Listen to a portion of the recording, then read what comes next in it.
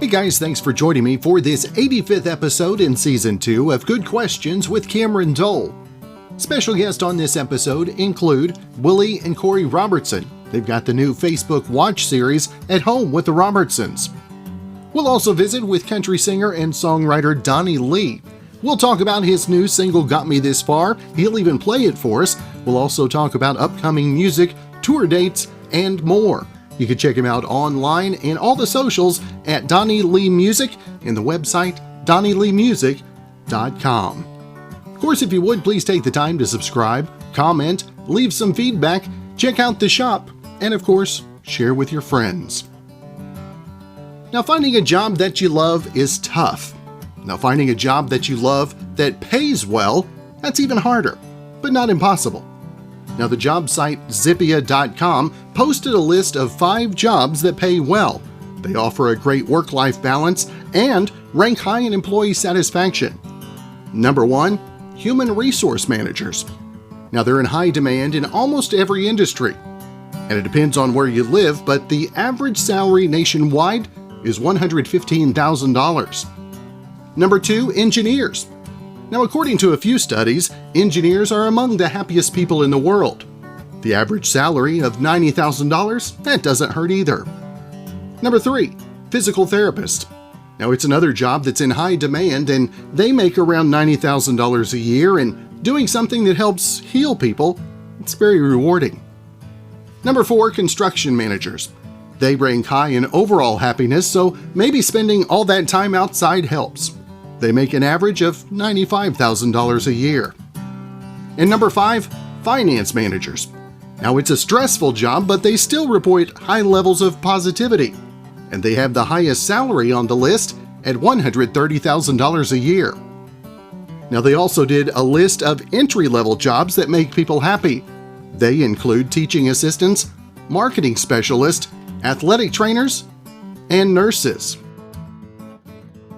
Willie and Korie Robertson on the line with us. First off, guys, thank you so much for taking the time. Hey there, thanks for having us. Great to be here. Now tell us, as the pandemic went on, was that what brought the Facebook Watch series At Home with the Robertsons? Is that what got the ball rolling with that, Willie? Well, no, it was actually we were talking about the show before doing it. Then when the pandemic hit, it kept getting delayed, and it just kept marinating more and more. We kept talking about how we were going to do it, and it didn't even start out where we were going to talk about really controversial things. That kind of came on because we kind of saw in America where we felt like we needed to just maybe do it a different way, as far as converse with one another. And it seemed like everybody's just fighting and getting in each other's camps and lobbing missiles at each other. And so we thought, well, what if we had someone in our home, and maybe even someone you would think we would disagree with, and when they walk in your door and you invite them in, it's a whole different vibe, and so you seem to where you can have a conversation and talk and and really focus in on what you have in common with each other, not just the things that we disagree on. And people would leave, and we may still disagree, but we made friends, and really everybody that came through we were friends with, and so yeah. It's a novel concept, being able to disagree and still be friends, right, Korie? Yeah, that doesn't seem to happen that much anymore. Yeah, especially with what I think is interesting too is that we're doing it on Facebook, because social media gets this rap, which is rightly earned, that you can friend and unfriend and block and just say the hateful things behind your computer. And we've certainly seen some of that in the comment section under our show. But, that's the thing. I think even in any space, like, it is what we do with it. And as people, if we can, come to social media or whatever from a place of, saying, hey, what are the ways that we're alike? What are the things we can agree on? And, yeah, we've got some big problems in this world, but we're certainly not going to solve them by yelling at each other and making you the other. We're going to solve them by sitting around a table and having a conversation and trying to figure it out together. And for you, Willie, what has been the biggest takeaway you take from this last year? Is it the ability for us to all be united, if that's even a possibility? Well, we've got to try. I think we're trying to do something and make a difference. And, yeah, this, as far as from the show, what's interesting for us was actually because our kids are on it a lot, and these are, these tough conversations, we're having them anyway. It's not like we can avoid them. And it was interesting to hear their takes and what they, our kids are older now, they're in college or are married, and, getting their takes and how they're seeing the world and how they deal with these issues and what they think. And so sometimes I'd be surprised at what they would say. I'd say, wow, I didn't know that, that's what you thought. And even Korie and I, we disagree all the time, on politics and other things.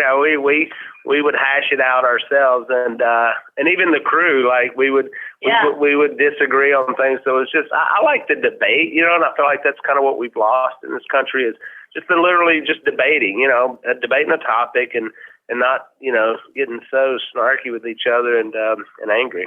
And along those lines, I know today's episode, How Well Do You Know Your Partner? And Korie, give our listeners a little bit what to expect from the new episode. So this week we had Tim Tebow and his wife Demi in, and we talked about, first year of marriage, because we've got our daughter getting married very soon, and she's young, and so she's had lots of comments on her social media of like, oh, you're getting married so young and all that. So we talked about newlywed life and marriage and all that, and then on today's episode we actually played a little kind of newlywed game. And so we got to know how well each of our kids knew their spouses and how well Willie and I know each other, which was a lot of fun. And I got to tell you, it got a little competitive. Willie, whenever she started talking about that, it didn't seem like you held the same level of excitement about the game time. Well, I'm definitely competitive, and it was interesting how Korie and I, when we were talking about questions from the past, we've literally forgotten everything. I guess we've been married so long, so it was easy for the kids. They're talking about their first dates and all this stuff, and I can't even remember all that stuff. But then we shifted the game a little bit, and then we started coming on strong at the end. So. I will say, Willie learned one thing. This is a spoiler alert, though, but Willie learned that he was more high maintenance. Oh my gosh. Oh my gosh. Yeah, somehow I came out of it. They called me high maintenance, which I still don't believe I am.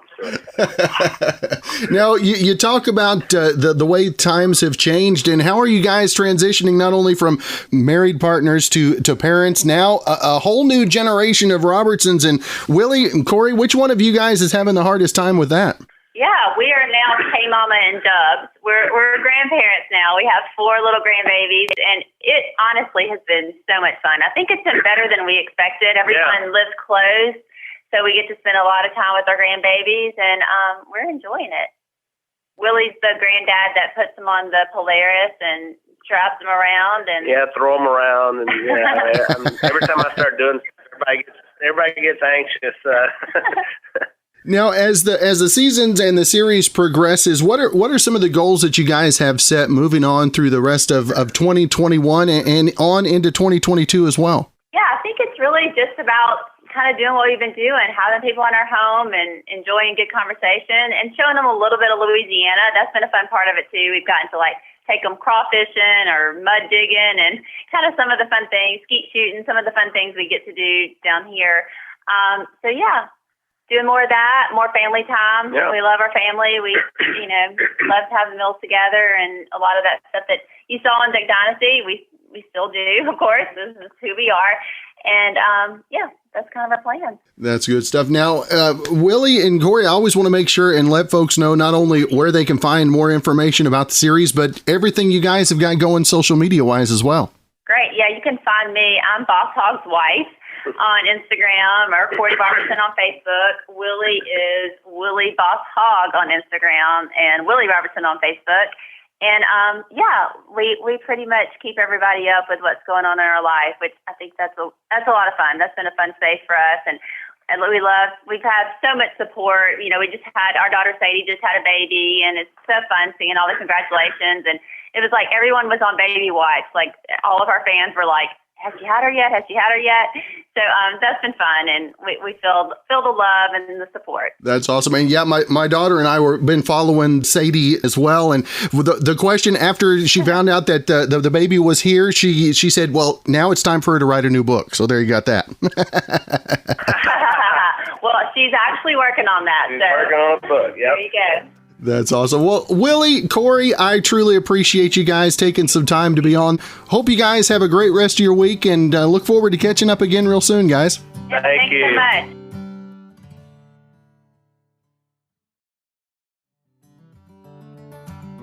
Allergies aren't just annoying, they also hit you where it hurts. That's in your wallet. A new poll found that 49% of Americans suffer from seasonal allergies. And over the course of your life, you'll spend more than 16 grand dealing with them. Now, the average person with allergies spends $266 a year on pills and other treatments.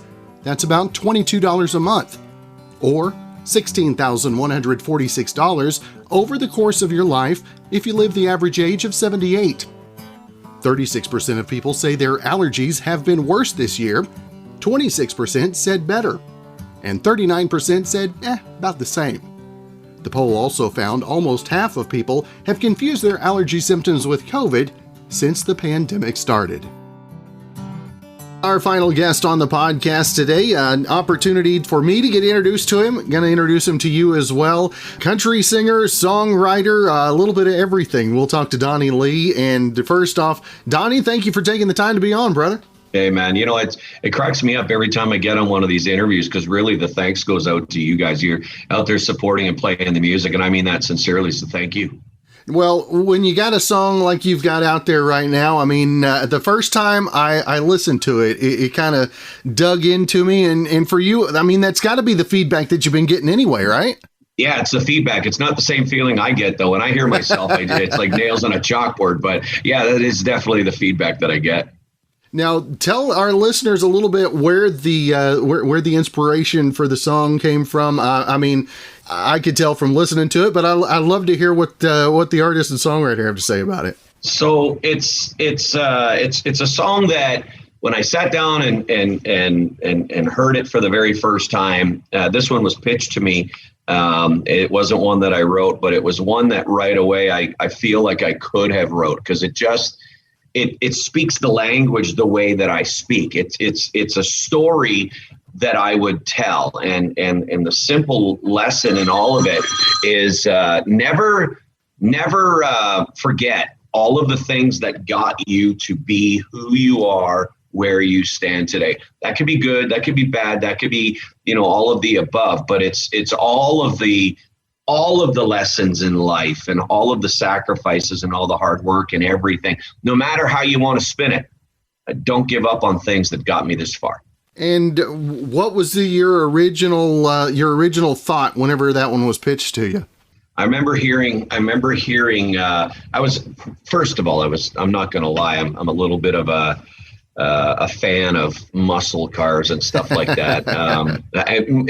Maybe not as much American muscle as I am, just love Corvettes and stuff like that. And when I heard the first line and it said, there's a hand-me-down super sport Chevelle, immediately my wife and I said, there's a video.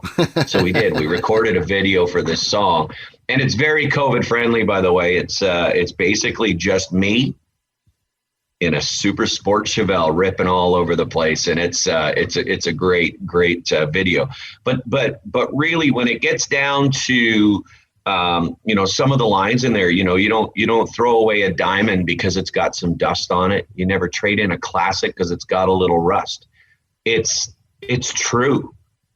Sometimes we're all fascinated by the beauty of everything brand new, but there's just a story to tell behind everything that's classic, that's vintage, that's, whatever it is. And immediately I had to listen to the song a few times because I got so intrigued by the visual of the song that I wasn't really just listening to I don't know. And that's what it takes. Cause we write a lot and we get a lot of songs pitched to us and all that stuff. But, they all start to sound the same after a while. You know what I mean? And this one just wasn't that song. And it was the first song that we recorded on this new project.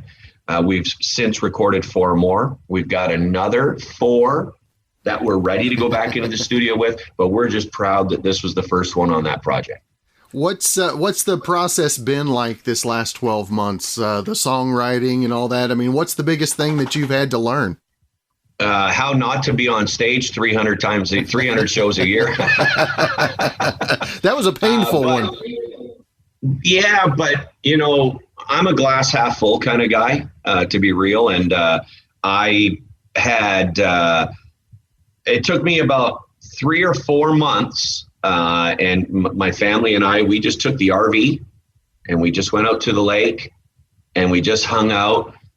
You obviously had to, all the social distancing, and nobody was seeing anybody or anything, but, taught the kids how to parallel park, went out and did a bunch of fishing. We got to run around in the skid steer and clean up the property a little bit, and, stuff like that, and just hang out. It was just a really much needed. I don't like the way that it happened. I don't like, the things that came from this as far as businesses failing and, right. People filing bankruptcy and depression and stuff. But for me, glass half full, it was the most quality family time I've had in a long time. And you mentioned something that I had to go through as well with my now 16-year-old, parallel parking. Was that the worst of pandemic for you? No, not at all. Although there's another music video for that. If I would have got some good video of that my kids would probably disown me. But no, it was pretty cool. We set up, some picnic tables and put out some pine cones and, pylons and things like that, and just kind of set up a little thing for them to do. And they actually did really well with it. Now, when you first got introduced to music, was it always country in your roots? Was there ever anything else that really had your heart? No. I mean, I am a fan of music, and I will hear, something out there. I was telling, people were saying, your bucket list, who would you like to see in concert that you haven't seen? And the truth is, I've seen everybody in country music. I don't think there's anybody I haven't seen. And other than, my first concert I ever saw was either, and I can't remember which order it was, I think Conway Twitty. Wow. And the second one was George Jones. Wow. So just imagine where country music started with me. Like it was right at the very, very beginning. And, if I was to, my mom and I, both growing up, really enjoyed the artistry of Barbra Streisand. So for Mom and I to go to a concert and see one of only 100 shows that she's actually only performed less than 100 concerts in her life, if you can believe that. I would love to go check out a Bruno Mars or, Maroon 5 or somebody like that, I got my Def Leppard shirt on today, and my wife and I had tickets. They just canceled it, but we were going to go see Motley Crue and Def Leppard and all those guys playing here in Nashville, but they ended up rescheduling it. But to answer your question, no. I mean, I am a fan of other types of music, but wholeheartedly from the beginning, it was country music. Now, when did you start writing your first song? How old were you whenever you sat down and were like, I got something I got to say here? Sure. My first song I recorded was one that I wrote in, it wasn't the first song I wrote. It was the first song I wrote and recorded. I would have been 17. And I played in a band. We put out a 4-song cassette tape. Oh, yeah. Yeah. I probably shouldn't tell all these parts of the story. It's kind of giving away my age. Mind you, I was 3 years old when I started touring. Yeah, so, there you go. I had a cassette tape, and one of the songs on there I had wrote with a guitar player in the band. And then, since then I get, I wrote a song here and there. My wife actually pulled one out of the I didn't realize it, but I'd get into habit and I would write a song and I'd throw it in the garbage because I just no. And she actually pulled one out that I recorded about 18 years ago, and she said, "Hey, I still got it." And I'm like, "What?" But most of the writing I do is collaborating with my wife, Shauna. She comes up with an idea. She gets them all the time. She'll wake up in the middle of the night and grab her recorder and just. I'm like, "What are you doing?" She's like, do, do, do, do, do. And she's humming out a little melody that'll remind her of what those lyrics are when she wakes up in the morning. So now, have you taken on to technology quite as easily as she has?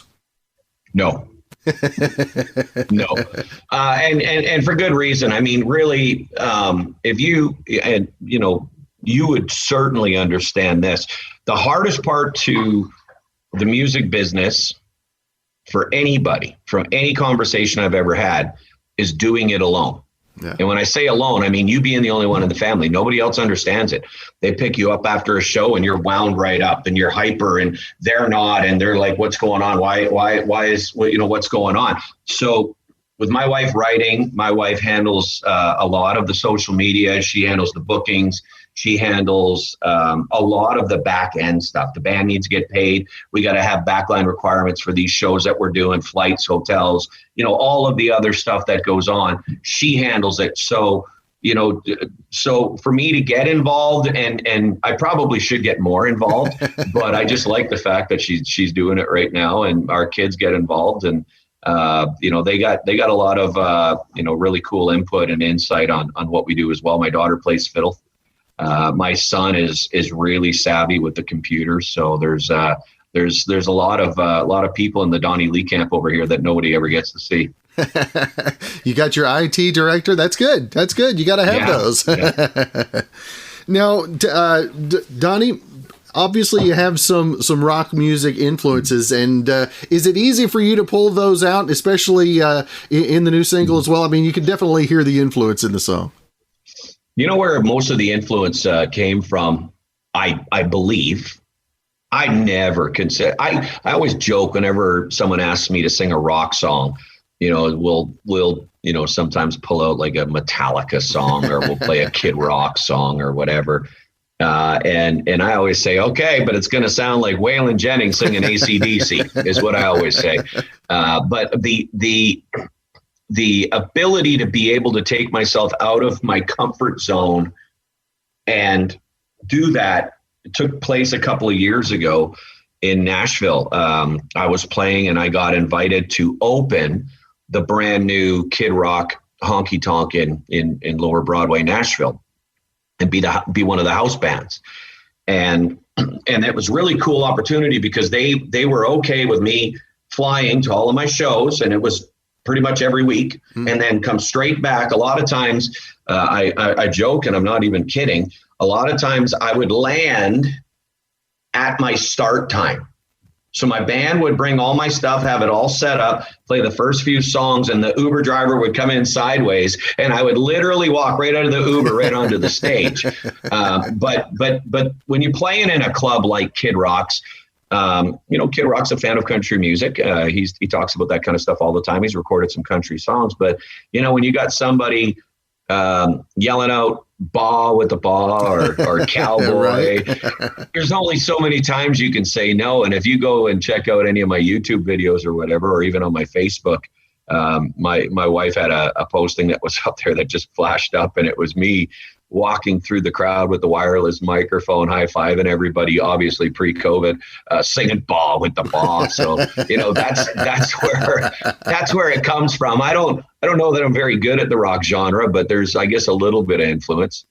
Well, I know you got your guitar, and you said something about you might play for us. I don't know that Bawa to Ba is probably what you're going to play for us today, though, right? Yeah, I'm pretty sure it's not going to be. I've got my guitar right here. Let me ask you, what do you want to hear? I'd love to hear the new single, man. I love it. The new single. Let's do it.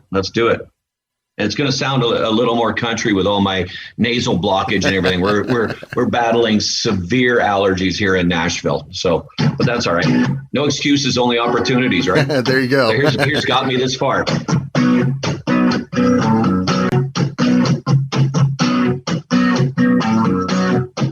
There's a hand-me-down, super sports bell.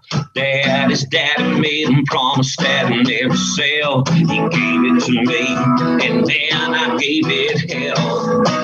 I still got it.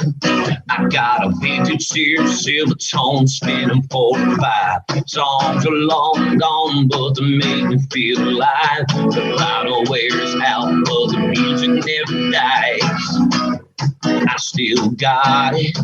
You don't throw away your diamond just because it's got some dark stone. Trade in a classic because it's got a little rust. You hold on to the things that matter, no matter whose use of they are. I don't give up on things that got me this far. I don't give up on things that got me this far.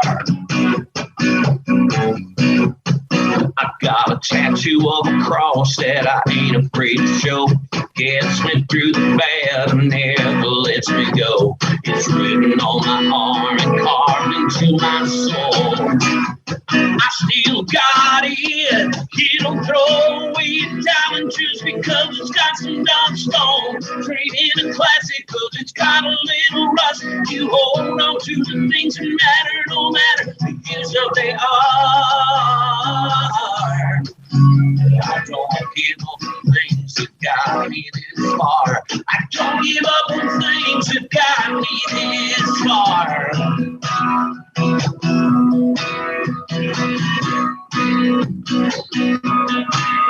Breaking into my grandma's hand with a table cut stone on 10-carat band. That kind of love's the only kind I understand. Oh, and honey, I'm cut from the very same cloth. And I swear if you slip it on, we can make it just like they made it. You don't throw away a diamond just because it's got some dark stone. Trade in a classic because it's got a little rust. You hold on to the things that matter, no matter how you so they are. I don't give up on things that got me this far. I don't give up on things that got me this far. Don't give up on things that got me this far. No, don't give up on things that got me this far. So how do you feel about things that get you this far? Oh man, every day I get reminded of different things that I mean, you know, I battled in school as a kid. I remember going back home for the very first time to do a show. And it was in a big theater, and it was during Country Music Week up in Canada. And I had no idea, but two of my school teachers showed up at the show, and they were so proud that I wasn't in jail. They were so proud of all of the things that have happened in my life. They got to meet my family. They got to see that things are really going well for us. And you know, they secretly sit on social media and watch the stuff all the time. And every once in a while, they give me a little reminder that you know, life is whatever you put into it. If you want to give up on life, life's going to give up on you. If you want to work for it and you want to reap the rewards, then you got to put in the muscle too. So Before we came on, you mentioned that you've been in Nashville for a minute. How much different has your vision on country music and the industry as a whole changed from the time you came from Canada to where you're at today? So, I mean, my first time coming to Nashville, my band and I had played the Country Music Hall of Fame. I think they called it the Lounge or whatever it was. So it was the go-to place in Nashville. That was back when Music Row still existed, right? Which is no longer. They got apartments that are all up and all that stuff. But basically, the Country Music Hall of Fame Lounge. Imagine this: my band's on stage, we're playing, and Confederate Railroad's Trashy Women album just went platinum or triple platinum or something. So in comes their whole band and whole crew partying.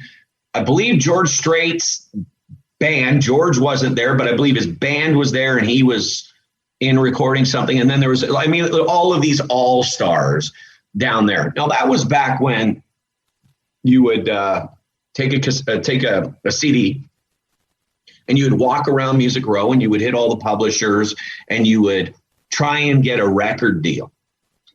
The business has changed, and everybody, not everybody. I hear a lot of people talk about the negative with the industry because, there's no money in record sales, and there's no this and there's no that. Yes, but there's other opportunities. Like, you don't need to be owned by a record label. You can really do this independently. Where you live, out in Oklahoma, out in Texas, there are people that don't. That's what they want to hear is independent music, and I'm all for it. I don't know that I would ever have the opportunity. I am a little bit older than a lot of these people. I don't have a little belly button piercing, so I'm not getting hired on age or looks. I'm getting hired on whether the people like the music or not, and results for me show in the fact that I'm able to support my entire family just on my income alone. And that's success. I don't need a record deal. I don't need, to be running around in a brand new Prevost. Am I saying I wouldn't do that? Yeah, well, maybe if it was right, but it's got to be right. I've had the buses. I've had brand new buses. They weren't Prevosts, but they were pretty damn nice buses, so I've done it. But I just love, your question to how has the music changed? I think what it's done is it's opened up borders, almost too many borders, maybe. I don't even know if what I'm listening to is,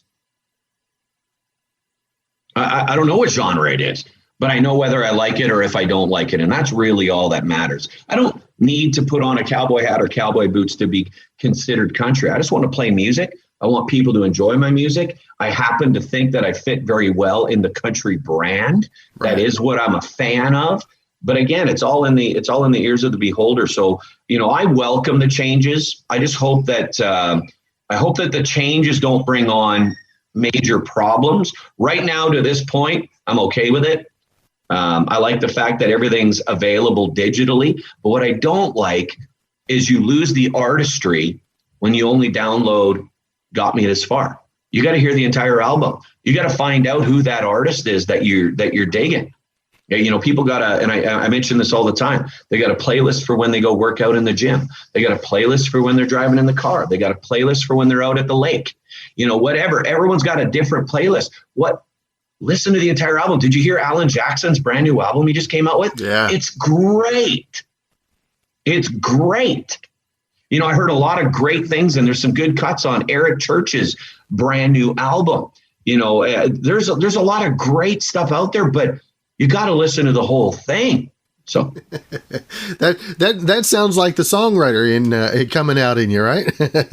Well, I'm a fan too. I'm a fan as well. That's what it really is. I remember when you would go and listen to an old vinyl or CD or whatever, and you would you hear the stories, Brooks and Dunn, when they had a Brand New Man pitched to them. It wasn't even called Brand New Man. It was called I'm a Changed Man. And you get to hear all these stories about, it's fascinating. It draws you in. It's more sticky stuff to make you hold on to the song. I love it. Now, for you, what is your favorite part of the writing process? Is it the inspiration part of it, or is it the collab work? It's definitely the collaboration, but the collaboration is also the most frustrating part, because sometimes you have two different ideas and everybody, or three different ideas, and everybody's fighting for their belief of the direction that it goes. But at the end of the day, let's be honest, if we're writing a song and it's got my name on it, then it has to be my direction, or I'm out. I'm not writing for other people. I'm writing for me. And funny thing, my wife and I, our first project, we wrote all but one of the songs on the album. And the most popular one by far that I still get requested at the live shows and everything was, I think, the third song we ever wrote together. And it's called Chip in a Chair. It's got a real Travis Tritt kind of TROUBLE kind of feel to it. And we got a video from South Korea. Wow. They're line dancing to your song Chip in a Chair in South Korea. And I'm like, what? How do they even hear this song? And then I get another one from Disneyland in Paris. They're teaching line dance lessons to Donny Lee, Chip in a Chair in Paris. And I'm like, I never even put this to radio. How is this going on? So you get all these cool little things. And that's just from collaborating with someone else. My wife had an idea. My wife actually wrote the majority of 16 Souls, which was a song that we wrote for the Humboldt Broncos. There was a tragedy in Humboldt, Saskatchewan, where a junior hockey team was in where they were T-boned by a semi, and 16 players and staff of the team ended up passing away. And it was such a fresh song that when we wrote it, one of the trainers hadn't passed away yet, so we wrote the song as 15 Souls. My wife was flying from Canada to here and had this song she wrote on the plane coming here. And I had to sit down and put the guitar to it. We obviously made, some changes to it that we just felt were necessary in the process. And immediately before the next day, when the song became 16 Souls, because we had to change it, 500,000 streams. Wow. On Facebook. On Facebook, it was shared all over the place.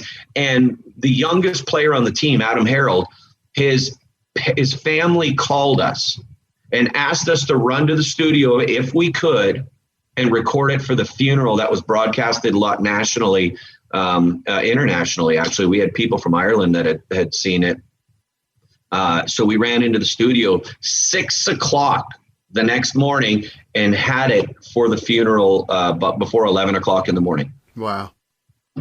Yeah. So that's just how fast music goes. And when you get passionate about something and somebody sees there's a purpose behind it, collaborating is an amazing thing. And how much more important has it become to be able to do things remotely and to have the ability to record some stuff at home and be able to send that stuff off as well? That's been easy because let's be real. I don't have an office. My life is the road. My life is wherever we are. We wrote a song called Gypsy in My Blood, and that's a song that the whole family all believe. Like, we are our happiest when we are going somewhere. Yeah, we love sitting down with grandma and with family and seeing people. I mean, that all happens. That's part of the destination of moving around and being somewhere. But let's be real. Sometimes the most quality you can have with somebody is when you haven't seen them in a little while, and you don't take those moments for granted when you do finally see them, right? So to sit down and write, to sit down and record, to sit down and we record all over the place. We record all over the place.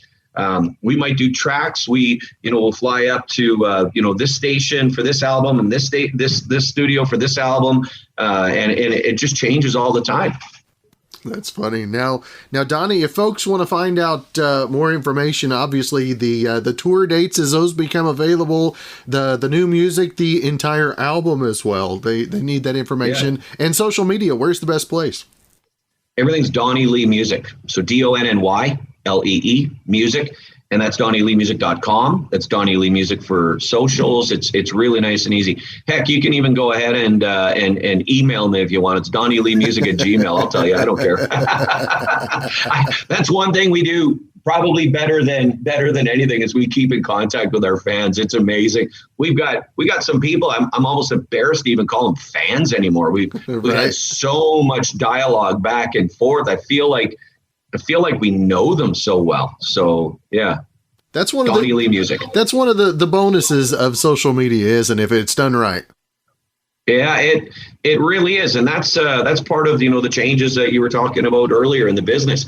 We the first thing we did when COVID hit, and I didn't even realize it. My family and we all had COVID the day of my first Facebook Live right after the lockdown. Wow.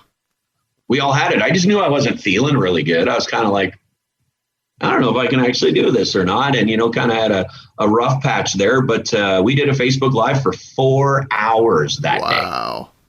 Yeah. You're glutton for punishment, huh? Yeah. So, but, it's all part of it. Well, I've definitely been sicker, but there are some people that have been a lot sicker than ever, with it as well. So we got it not as bad. My wife had it the worst, and to be honest with you, it's not near as bad as any of the stories you've heard out there from other people. So we're all thankful that we're healthy. But the part talking about what we're talking about, not COVID, is everything's mobile. The business has changed. We can be face to face like this. We've done Zoom parties, so we'll do the Facebook Live, and we'll say, right. If you'd like to show your face, then we've got this set up over here, and we get to see everybody in their little boxes, and people have their drinks with them, and they're sitting there at their home and just, got us up on the big screen and the sound system. And it's a lot of fun. You can be creative in how you do this for sure.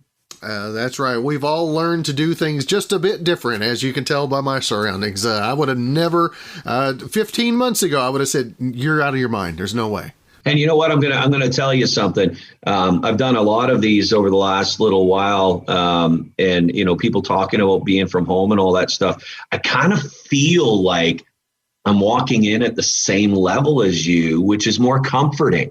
It really is. I get to see you comfortable, and I'm more comfortable because you're comfortable. Does that make sense? When we walk into the studio and it's like, hey, I'm here for they're like, who the heck are you? And, the reception, looking at the coffee and donuts and going, oh man, I haven't eaten yet. Yeah, I wonder if I can get a cup of coffee. Or no, don't ask. Just walk in, get in the studio, do your stuff, and get out.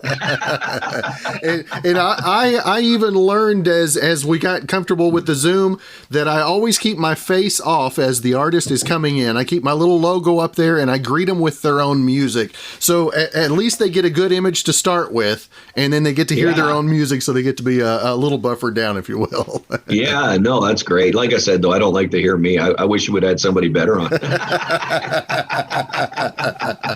That's awesome. Well, Donny, it's been great to catch up with you today, man. I have really enjoyed the visit, and look forward to getting you out somewhere nearby here in the near future. Yeah, I think that's going to happen sooner than later, which is a great thing. It's nice to see, even New York's opening up. I just played out in California a couple of weeks ago, and I couldn't believe that we had the show that we had out there, and it was incredible. There's a lot of dates that are opening up. We've just now solidified the 20th anniversary of 9/11 is going to be down at a theater in the Orlando area, an amphitheater that we're going to be playing with some bigger names, and there's those road shows are now starting to happen. We got some people over in Australia that are ready for us to come back. Just have to wait till the restrictions ease up there. Obviously up in Canada. So we're getting there. Things are moving in the right direction. So I look forward to sitting down with you face to face, and whether that be in your in your office, or we grab a coffee somewhere, whatever. But yeah, definitely look forward to meeting you in person. Thanks again for joining us for this 85th episode of Season 2 of Good Questions with Cameron Dole. If you ever have a comment, question, maybe anything else you'd like to know, you can hit me up on the contact page at gqwithcam.com. You can also find me on all the socials, Instagram, Twitter, TikTok, and Facebook, all at GQ with Cam. If you'd like to help out in the funding for this podcast, you can visit the merch store where you find hoodies, shirts, mugs, tumblers, stickers, and more. That's at gqwithcam.com/shop. Of course, if you have a special guest idea, go ahead and email me, gqwithcam@gmail.com. Thanks again to our good friend Brandon Allen for coming up with our theme music. We're going to let him play us out and hope you guys have a great rest of your Thursday evening.